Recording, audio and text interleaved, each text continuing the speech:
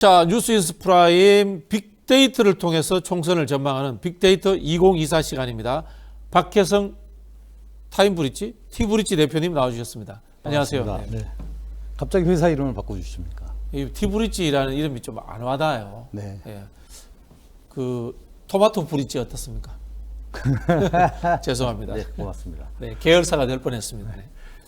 자, 세종갑부터 저희가 한번 가보겠습니다. 세종갑이 왜 재밌어졌냐면은 민주당 후보가 없어졌어요. 네. 그래서 이 김종민 의원이 어부지리가 되지 않느냐, 새로운 미래에. 그래서 어부지리 김종민 이런 호도 따라다니고 있습니다. 얼떨결에 야권 단일 후보가 됐죠. 예, 얼떨결에 야권 단일 후보가 됐는데, 근데 이분 사실 그 민주당에 좀 사과해야 되는 거 아닌가요?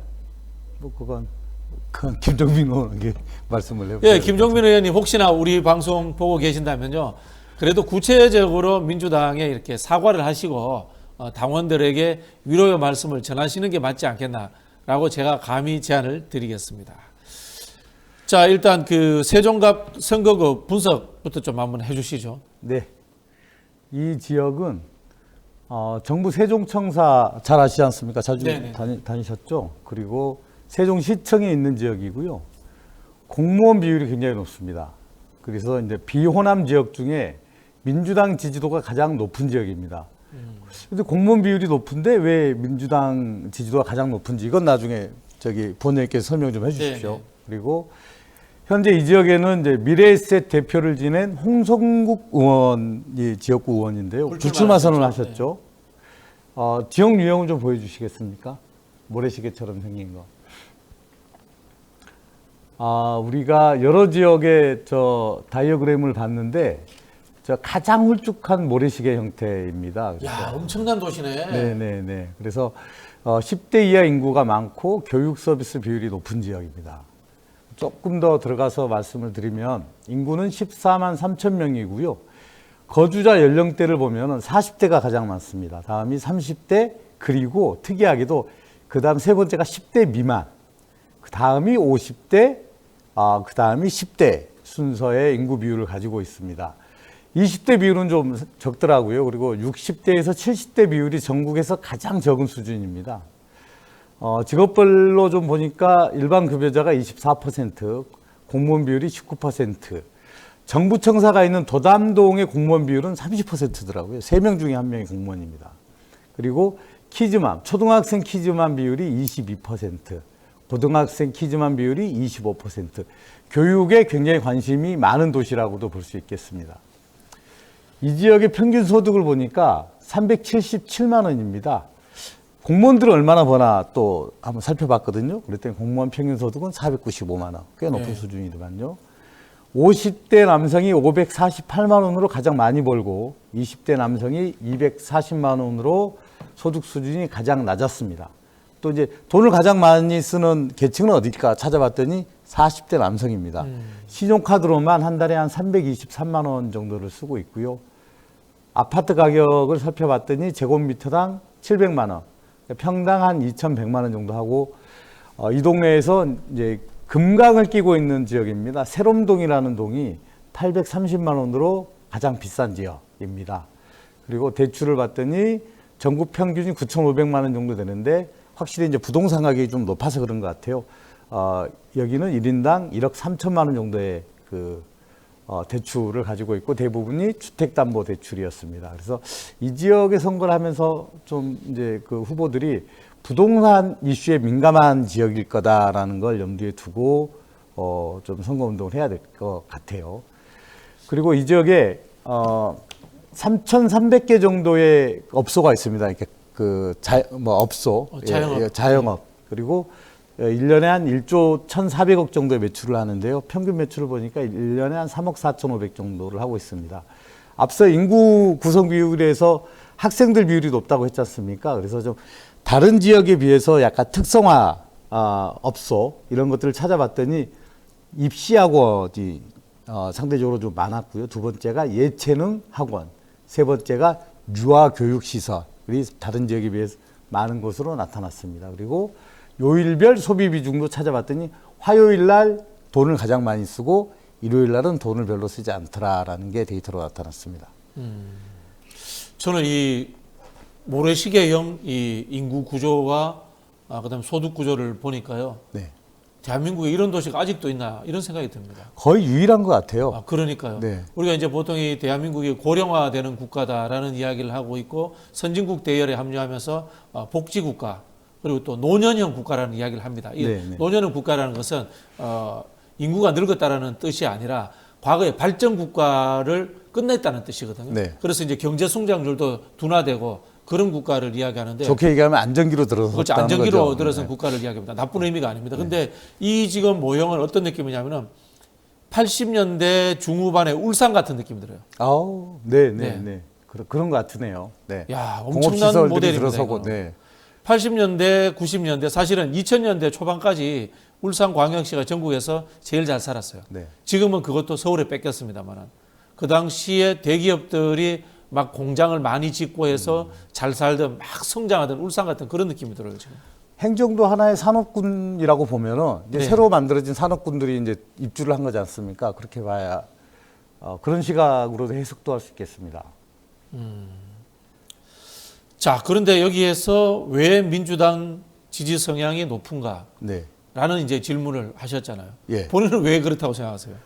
저는 이제 그 정치 성향을 해석할 때 출신 지역도 중요하고 사회적 계층도 중요하고 학력 수준도 중요하고 근데 저는 또 이제 무엇보다 중요한 게 연령대로 해석을 주로 많이 하거든요. 그런데 이 공무원이라고 하면은 이제 주로 3, 4, 50대 이런 지금 보면 약간 상대적으로 진보 진영에 대한 지지세가 강한 세력들 이런 사람들이 공무원들 직업군을 형성하고 있고 이런 사람들이 많이 거주하기 때문에 민주당 지지세가 강한 게 아닌가라고 생각을 합니다.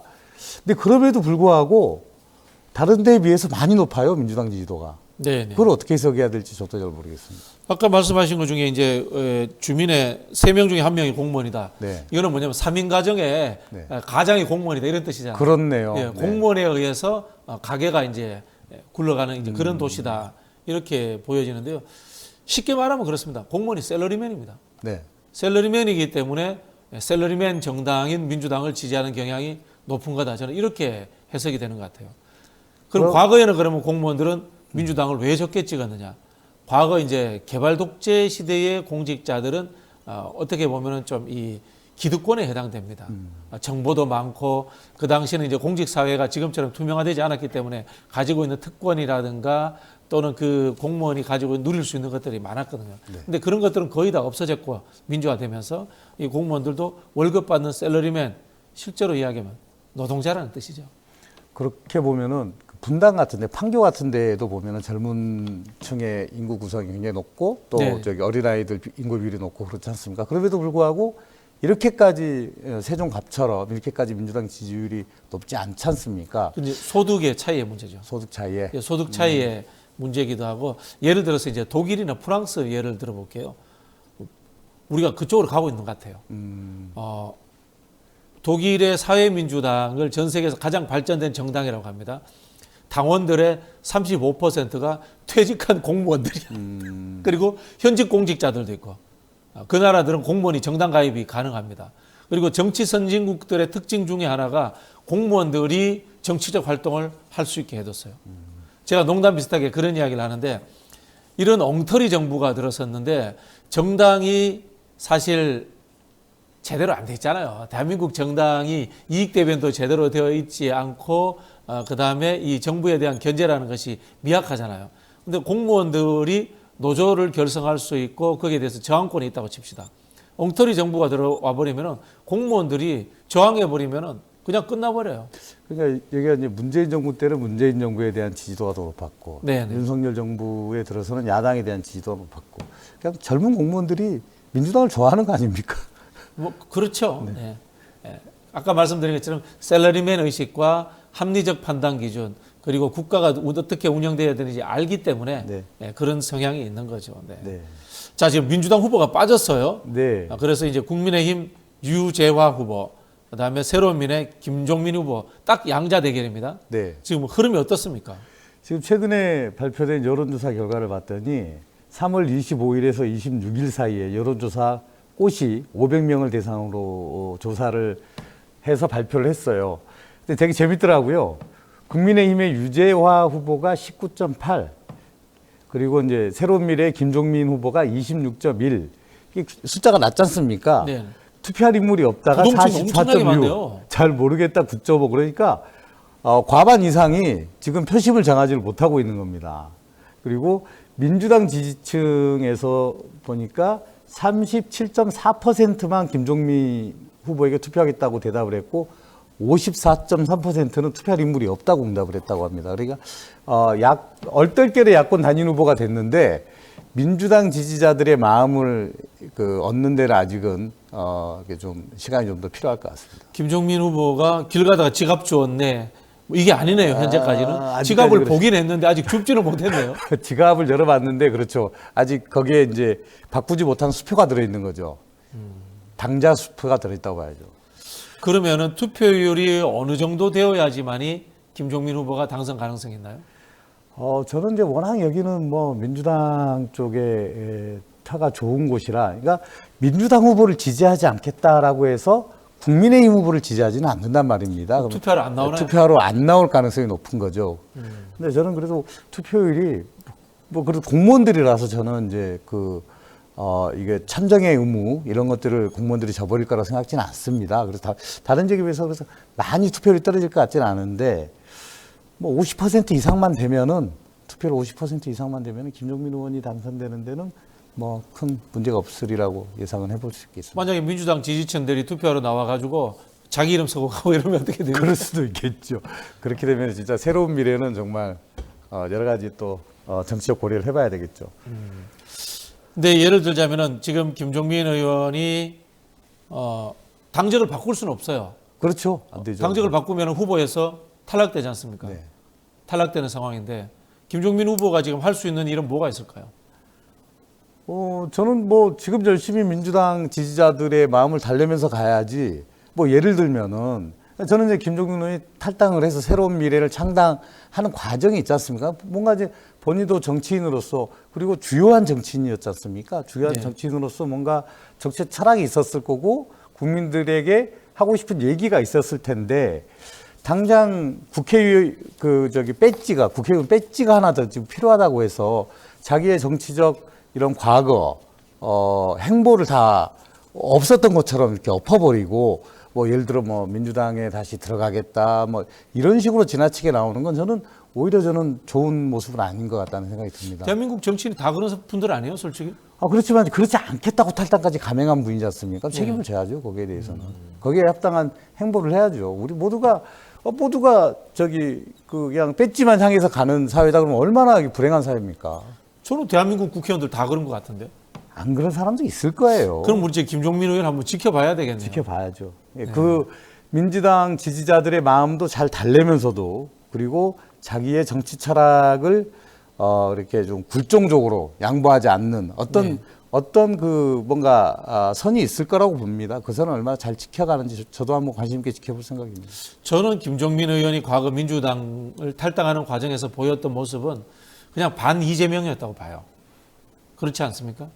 가장 핵심적인 본인이 생각했던 탈당의 이유가. 네, 그렇다고 봐야죠. 근데 그게 지금 이재명 씨 해결이 됐나요, 이분이? 그건 뭐 이건 김종민 의원에게 여쭤봐야죠. 자, 민주당 당원들께 사과한다, 뭐 그런 표현까지는 썼습니다만은 결국은 저는 이분이 이제 반 이재명이라는 이유로 탈당을 했기 때문에 이재명 대표와의 관계 설정의 문제를 본인이 저는 고민해야 된다고 봅니다. 그리고 저는 이거에 정치는 생물이기 때문에 이재명 대표도 김종민 의원에 대해서 다시 생각할 기회를 가질 필요는 있다라는 생각이 듭니다. 네. 한번 재밌게 지켜보시죠. 네, 재밌는 지역입니다. 네, 한국 정치의 역동성을 보여주는 일이 아닌가 뭐 그런 생각이 듭니다. 자, 다음 지역구도 재밌네요. 재밌는 어디입니까? 지역. 네. 안산 갑을 준비해 봤습니다. 네. 사실 여기 지역을 설명해 드리겠습니다만은 지역 자체는 굉장히 평이한 지역입니다. 그런데 여기도 이제 후보 구도가 굉장히 지금 뭐 매일같이 뭔가 하여튼 그 뉴스에 다뤄지는 지역이라서 한번 가져와 봤습니다.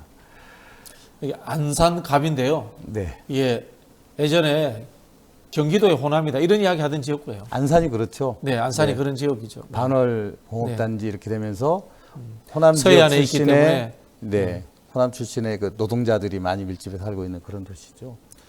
선거 역대 선거 결과를 보니까요. 2004년도에 열린우리당, 2008년도에 한나라당이 한번 당선이 됐습니다. 그렇습니다. 네. 이화수 씨라는 분이고요. 그리고 그 이후로 이제 세 번 연달아 전해철 의원이 당선됐는데요. 제가 기억하는 2008년도는 민주당 계열 후보들의 난립 때문에 이분이 한나라당 후보가 당선된 걸로 알고 있습니다. 네. 네. 이 지역을 보면은 여기 다이어그램 한번 띄워주시면은 평균 인구와 소득 수준을 가진 중산층 밀집 지역이다라고 볼 수 있고 인구가 좀 많습니다. 20만. 그리고 연령대별로 보면은 50대가 가장 많고 40대, 20대, 30대 순서입니다. 일반 급여 소득자 비율이 33%, 대기업 종사자가 11%, 그 외에는 이제 이자 배당, 임대 등 기타 소득자 비율이 30%입니다. 평균 소득은 313만 원 정도입니다. 아마 경기도 평균하고 비슷할 겁니다. 그 중에서 사이동이 350만 원으로 소득 수준이 가장 높았습니다. 50대 남성이 415만 원으로 가장 많이 벌고 20대 남성이 226만 원으로 가장 낮은 소득 수준을 가지고 있습니다. 왜 20대 남성이 20대 여성보다 소득 수준이 적은지는 잘 모르겠습니다. 저도 이거 이제 매번 찾을 때마다 20대 남성이 20대 여성보다 약간 낮더라고요. 그래서 고민을 좀 해봐야 될 지점이나 생각이 들고요. 7천만 원 이상 소득자가 경기도 평균에 비해서 2.8%포인트가 적고 2천만 원 미만 소득자는 2.5%포인트 더 많습니다. 이게 분당, 과천 약간 이제 좀 고소득자들이 몰려있는 지역을 제외하고 보면은 전형적인 경기도 평균 지역이라고 볼 수 있겠습니다. 그리고 이제 대출이 경기도 평균이 1인당 1억 원 정도 되는데 안산 갑은 8,500만 원 정도 됩니다. 그런데 제2금융권 대출 비율이 경기도 평균에 비해서 3.5% 정도가 높은 수준입니다. 그러니까 자영업자가 많네요. 네네, 자영업자가 많고 그리고 담보를 제공할 만한 게 별로 없다는 거죠. 그래서 저는 이제 양문석 후보의 이번엔 대출권 이게 이제 선거판을 이 지역 선거판을 흔들고 있지 않습니까? 그래서 영향을 미칠 수 있겠네요. 지역 유권자들에게는 굉장히 그렇죠. 이거 예민하게 받아들여질 수 있는 이슈다라고 생각이 듭니다. 네, 지금 이 소매업 비중이 상당히 높지 않습니까? 네. 이제 상업이 발전된 지역인데 말씀하신 것처럼 대출이 다른 지역보다 많이 높다. 네. 아, 그러니까 이분들 같은 경우에는 뭐 당장 그 제2금융권에서 1금융권으로 올라가기 위해서 뭐 필요한 이런 몇 천만 원 이런 자금들이 아쉬운 분들인데 그냥 딸 명의로 뭐 11억 원씩 이렇게 큰 돈을 대출 받았다. 그리고 그 아파트가 또 강남이잖아요. 그러면 네. 상대적 박탈감을 충분히 받을 수 있는 그런 이슈죠. 굉장히 안 좋은 이슈죠. 제가 이 그 인구 구성표를 보니까요. 여기 이제 안산이라는 도시가 그 반을 공단이 이제 배후에 있습니다만은 네. 이 지역은 공단 근로자들보다 호남 원적 자영업자들의 민주당 지지에 의해서 국회의원이 판별되는 그런 상황으로 왔던 것 같아요. 네, 네. 어떻습니까? 저 동의합니다. 네. 그 이제 그 원적자들이 실제로 인구는 많네요, 제법. 인구가 20만 정도 되죠. 네네네. 야. 그러면은 이 양문석 후보가 또 호남 연고자는 아니란 말이에요. 네. 그런 부분들도 작동을 할 수도 있겠습니다. 굉장히 안 좋은 요인들이 다 중첩되어 있습니다. 경기지사에 출마하셨던 분이지 않습니까? 경남지사에 출마. 경남지사 출마하셨던 분이고 통영고성이 원래 정치적 기반이었는데 네네. 뭐 전해철 설마 비명 의원을 뭐 심판하겠다고 와서 경선을 해서 이겼고 그런데 좀 이런 그 지역 정서와 맞지 않는 이런 그 뭐 대출 이슈라든지 이런 것들 때문에 민주당 지지자들이 지지하기가 마음을 주기가 굉장히 어려운 그런 후보가 돼버렸죠 지금. 네. 상대 후보가 국민의힘 장성민 후보입니다. 그렇죠. 네. 16대 국회의원을 네, 하셨던 16대 국회의원을 했고 민주당에서. 김대중 정부에서 국정상황실장을 했죠. 네. 네. 네. 윤석열 정부에서도 뭐 미래전략통관인가 하여튼 그 청와대에서 용산에서 근무를 하셨더라고요. 부산 엑스포 네. 유치 관련 업무를 했는데 성과를 전혀 못 냈죠. 네. 그러셨군요. 굉장히 이분도 좀 뭡니까 좀 그 텐션이 높으신 분이죠. 장성민 뭐가 후보도 높으시다고? 텐션이 높다고요. 이게 좀 이게 막 에너지가 넘치는 분입니다. 에너지가 넘치는 네, 네, 분이다. 그렇게 제가 기억을 보기엔 하고 저기 기술이 밝으신 분이죠. 기술도 많고요. 기술지향주의적인 정치를 그렇게 하시는 분 아닌가요? 약간 그렇죠. 네. 네. 자, 그러면은 안산갑 지역구의 맞춤형 선거 전략은 어떤 게 있을까요? 지금 현재 상황을 고려해서 양문석 후보의 부동산 관련 이슈를 고려해서. 저는 이제 이게 참 재밌어요. 호남 원적자들이 많은데 보수 정당 후보는 이분 또 고향은 또 고흥이에요. 네네. 고흥에 호남에서 국회의원을 했던 이런 정치인이고 민주당 후보는 영남에 기반하신 분이고 또 그런데 워낙 이 이슈가 또 이게 보수 정당 후보들이 가질 만한 이슈란 말입니다. 그래서 네네. 결국은 투표율이라고 봅니다. 투표율. 투표율? 네네. 네. 투표율이라고 봅니다. 이제 민주당 후보 같은 경우는 그러면 이제 정말 진심 어린 반성을 하고 사과하고 이제 정말 그럼에도 이번 선거가 정부를 심판하는 더 중요한 일이 있다 이런 설득을 해야 되겠죠. 그래서 투표장에 마음이 썩 내키지 않더라도 나오시게 하는 게 양문석 후보의 최선의 선거 전략이 될 것이고 당연하게 이제 그 반대편에 있는 국민의힘 후보 같은 경우에는 민주당의 잘못된 공천 이런 것들을 공격하기 아주 좋은 소재지 않습니까? 그런 걸로 해서 민주당 후보들이 지지자들이 부끄러워서 투표장에 못 나오게 하는 그런 전략을 쓰는 게 중요하다. 투표율 떨어뜨리기 전략. 그렇죠. 주요하다 네. 생각합니다. 결국은 이게 정권 심판론이냐 개인의 약점이냐 네. 라는 이제 대결 구도가 되겠네요. 네. 지난 선거에서 전해철 의원이 미래통합당 박지원 후보보다 20%를 더 얻었던 지역. 어후. 근데 만약에 이번에 여기서 양문석 후보가 패배하면은 정치적인 메시지가 굉장히 크죠. 알겠습니다. 저는 그렇게 비관적으로 보지는 않습니다. 네. 비관적으로 보지는 않는데요. 경기도에서 호남 원적자로서 민주당을 지지해 주신 분들이 사실은 지역적인 것뿐만이 아니라 개혁성 그리고 또 이 김대중 정부부터 이어지는 민주당 계열이 가지고 있는 하나의 그 역사적 진보성 이런 것들에 대한 저는 평가를 해주신 거다. 그렇게 믿기 때문에 생각보다 어렵지는 않을 것이다. 저는 그렇게 예측을 합니다. 네. 네. 저는 쉽지 않을 것이라고 예상을 하고 얘기할 있습니다. 수 있습니다. 네, 네. 네. 얼마를 걸지는 나중에 방송 끝나고. 예, 많이 걸어도 좋습니다. 다다익선입니다. 네. 자, 알겠습니다. 요거는 저희가 내기를 걸었기 때문에 한번 제대로 지켜보겠습니다. 자, 빅데이터 AS 한번 해보겠습니다. 재외국민 투표율이 62.8%로 역대급이었습니다. 이거 열기 어떻게 보셨나요? 저는 사실 지난번에 이 자리에 앉아서 21대 국회의원 전국 투표율이 66.2%였고 그 전에 있었던 20대 국회의원 선거 투표율이 58%였거든요. 그래서 저는 61% 정도를 예상을 했었습니다. 그런데 재외동포 투표율을 보면서 내가 감이 없었구나. 철회를 해야 되겠구나라는 생각이 들었습니다. 저는 재외동포 투표율이 이 정도 높았다는 것은 투표율이 높아질 것이라고 예측을 하는 게 상식이라고 생각하고요. 이제 그랬다는 건 이제 투표에 참여할 강력한 동기가 있었다는 거지 않습니까? 그 뭐였을까? 결과적으로 이제 윤석열 정부에 대한 평가를 해야 되겠다라는 그런 동인이 크게 작동을 했던 것 같아요. 그리고 본투표에서도 그게 작동을 할 것 같다고 보는 게 상식일 것 같습니다. 예. 재외국민들이 어떻게 투표하는지 잘 모르시죠? 가잖아요. 거기 공간으로 갑니다. 그렇죠. 신청을 하고 공간에 갑니다. 그렇더라고요. 신청을 하지 않으면 투표권이 주어지지 않거든요. 그래서 예를 들자면 미국이나 중국 같은 데는 공간 투표하러 가는데 하루 걸릴 수도 있어요. 네. 예. 하루를 빼먹고 투표하러 가는 그런 분들이에요. 그런 분들의 투표율이 이 정도로 높았다는 것은 현 정부를 심판하겠다라는 이 재외 국민들의 엄청난 이 열망이 느껴지는 거죠. 네. 네. 그런 열망을 가지고 이 평론을 해주시길 부탁을 드리겠습니다. 투표율이 낮을 거라고 전망했던 것을 철회하겠습니다. 네. 자, 이 재외국민 투표회의에서 금토 4일, 5일 사전 투표가 실시됩니다.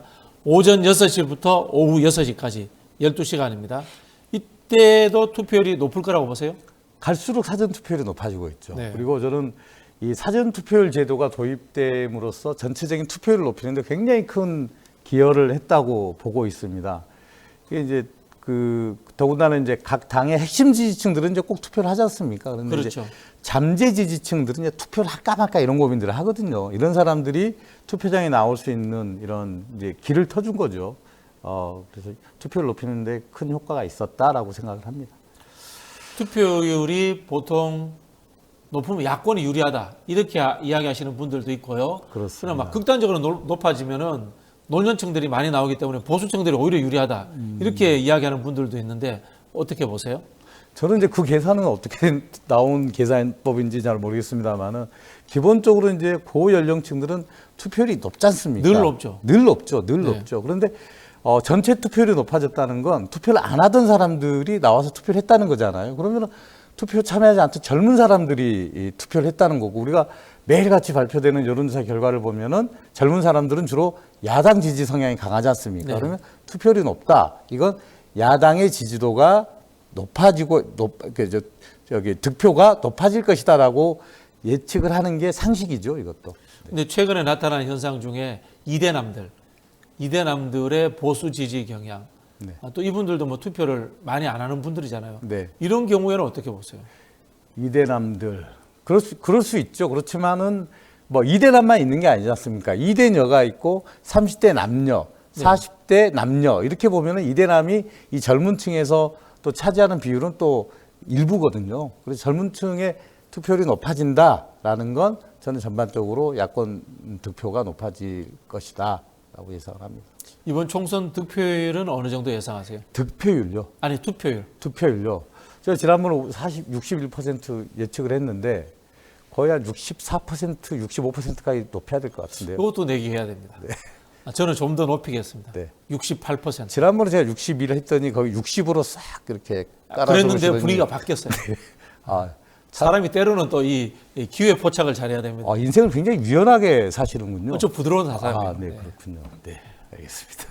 몇 퍼센트요? 저는 64% 예측. 64%. 저는 68로 하겠습니다.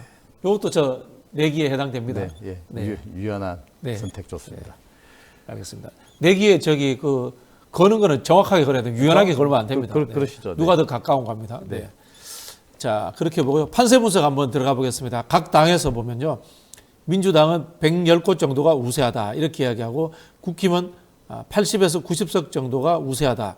이렇게 이야기를 하는데요. 분위기를 보면은 민주당은 부자 몸조심 전략. 네. 그리고 국민의힘은 읍소 전략. 네. 이 판세 분석 어떻게 보십니까? 21대 국회의원 선거를 앞두고 여의도 연구소에서 180석 한다는 보고서가 올라갔대요. 사실이라고 합니다. 여의도 연구소에서 국민의힘이 180석 한다. 네. 이게 선거 끝나고 나서 난리가 났죠. 그래서 최근에 여의도 연구소에서 이제 뭐 80석 이런 얘기 나오는 걸 보면서 이제 조사 기능이 그래도 많이 정상화됐구나라는 생각을 합니다. 지금 각 당에서는 하루에 수십 개씩 조사 결과가 나와요. 정당에서 실시하는 조사는 공표가 돼서는 안 되는 조사들입니다. 이건 네. 자체 전략 수립을 위한 이제 판세 조사거든요. 그런데 민주당에서도 수십 개의 조사 결과가 나오고 있고 국힘에서도 그렇습니다. 아마 비슷할 거예요. 그래서 그걸 가지고 굉장히 보수적으로 이렇게 발표를 하고 있는 것 같아요. 얘기를 하고 있는 것 같아요. 민주당 조사를 더 믿으세요? 국민의힘 조사를 더 믿으세요? 저는 뭐 양쪽 다 볼 수가 없으니까요. 네. 저는 이틀 전에 네. 여의도 연구소 조사를 들었거든요. 네. 너무 제가 예측하는 것과 거의 똑같더라고요. 네. 조심하셔야 됩니다. 그거 공표하다가 선거법에 굉장히 좀 크게 말하지 저촉될 않습니다. 수 있습니다. 네. 조심하겠습니다. 네. 근데 저는 여의도 연구소가 조사 기능이 정상화됐구나라는 생각을 했습니다. 원래 여당이 되면 여의도 연구소 같은 경우는 정상화되고 재밌는 게 민주당은 여당 한번 겪고 나면은 당 조직이 붕괴돼요. 그 이상하죠, 그죠? 여당 겪고 나면은 당이 더 잘 돼야 되는데 이게 보니까 이 당 조직의 안정성의 유무인 것 같아요. 네. 국민의힘 같은 경우에는 과거 공화당, 민정당 시절부터 왔던 공채 시스템이 네. 작동을 하는 것 같고요. 민주당은 집권하면은 엘리트들이 이제 정권에 참여했다가 정당으로 안 그렇죠. 돌아오잖아요. 네. 예, 그게 한편으로 보면은 이 정당 약화의 원인이기도 하다 그런 생각도 들어요. 책임 정치를 위해서는 정부와 당을 이렇게 좀 두루 경험한 왔다가 사람들이. 예, 그리고 교류할 수 있게 해주는 게 필요하다는 생각이. 네. 자, 이제 곧 여론조사 공표 금지 기간이 됩니다. 이때 변수도 있을까요? 결국은 이제 아까 우리가 투표를 얘기했는데 부동층이라고 얘기하는 사람들이 딱 두 개거든요. 어느 정당의 약한 지지층이거나 아니면 투표를 아예 안 할 사람들입니다. 결국은 이제 투표율이 높아지면 각 당의 약한 지지층들이 투표를 할 수 있게 되지 않습니까? 그럼 이제 지금이 투표판이 어떻게 기울어져 있느냐, 추가 어떻게 되어 있느냐 이걸 보면은 결국은 투표율이다. 이렇게 좀 판은 굳었다. 뭐 이렇게 판은 또 굳었다. 원래 판은 이렇게 굳었다. 이야기하시네요. 저는 결정론자지 않습니까? 네. 자, 그 모바일 웹조사 관련해서 선관위에서 공표 중단을 공고했습니다. 이게 왜 문제가 되나요? 이게 최근에 여론조사 업계에서는 굉장히 큰 이슈였었습니다. 그 한국경제신문에서 PMI라는 여론조사 회사를 통해서 모바일 웹조사를 했어요. 저는 시도가 너무 좋았다고 생각합니다. 지금 발표되고 있는 여론조사들의 방식이 99%가 전화 면접이거나 ARS거든요. 근데 응답률도 낮고 막 이래요. 그래서 이제 모바일 웹조사를 해보겠다는 건 굉장히 좋은 의도였는데 이제 표본의 대표성이 여론조사에서 무엇보다 중요하거든요. 이제 예를 들면은 저는 여론조사를 피검사에 비유를 많이 하는데 팔에서 뽑은 피하고 이쪽 엉덩이에서 뽑은 피하고 이게 성분이 다르면 안 되지 않습니까? 네. 그런데 이제 이번에 그 PMI라는 회사에서 했던 조사를 보니까 모집단을 금융인증 앱 사용자들, 이걸 핸드폰에 깔고 있는 사용자들 그리고 특정 사이트 가입자들을 대상으로 해서 조사를 했더라고요. 그러면은 이게 이제 또 문제가 됐던 게 타 조사 결과들에 비해서 많이 보수적으로 나왔어요.